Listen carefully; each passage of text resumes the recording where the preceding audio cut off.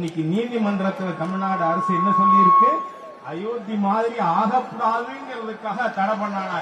அதான் ஆரம்பம். இந்து விரோத தாலிபான் அரசாங்கத்தை அகற்றுவோம் என பாஜக மூத்த தலைவர் ஹெச் ராஜா ஆவேசமாக கொந்தளித்துள்ளார். திருப்பரங்குன்றம் மலை விவகாரத்தில் மதுரையில் பேசிய அவர் இவ்வாறு எச்சரித்துள்ளார். 42ல முதல்ல முகமது அலி ஜின்னா பாகிஸ்தான் கோரிக்கை வைக்கிறான்.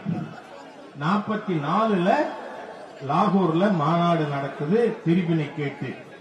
அப்ப முகமது அலி ஜின்னா சொன்னது என்ன? Either concede Pakistan or face civil war. ஒன்னு பாகிஸ்தான குடு, இல்ல உள்நாட்டு யுத்தத்தை எதிர்கொள்ள வேண்டியிருக்குன்னு. அப்பொழுது நம்முடைய சட்டமேதை பீம்ராவ் அம்பேத்கர் அவர்கள் தான் தெளிவாக தன்னுடைய கருத்தை தெரிவித்தார். கன்சீடிங் Pakistan will not solve this threat to civil war. Pakistan கொடுக்கின்ற காரணத்தால் நமக்கு இருக்கின்ற உள்நாட்டு போர் அது போகாது. It will not solve. அதுதான் இப்ப தொடர்ந்து கொண்டிருக்கு. ஞாபகம் வச்சுக்கோங்க, 47க்கு முன்பாக இந்த நாட்டை பிரிவினை செய்யக்கூடாது என்று டாக்டர் பீம்ராவ் அம்பேத்கர் அவர்கள் நம்முடைய அரசியல் சட்டத்தை நமக்கு தந்த சட்ட மேதை அவர் சொன்னார், partition will not resolve the threat of civil war.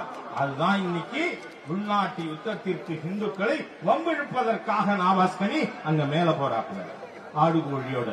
ஆகவே நாம இன்னைக்கே இதை முளையிலேயே கிள்ளி எறியாவிட்டால் மிகப்பெரிய விலை கொடுக்க வேண்டி வந்துவிடும்.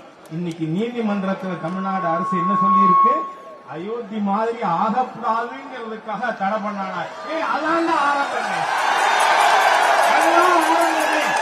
அயோத்தியில் முருகப்பெருமானுடைய முதல் படை வீட்டிலே துவங்குகிறது. இருக்கின்ற ஹிந்து விரோத தாலிபான் அரசாங்கம் முடிவுக்கு கொண்டு வரப்படும்.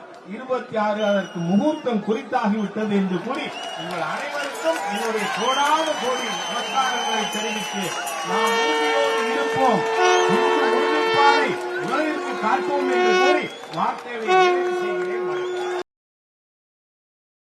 செய்திகளை உள்ளது உள்ளபடி தெரிந்து கொள்ள ரெஃப்ளெக்ட் நியூஸை சப்ஸ்கிரைப் பண்ணுங்க.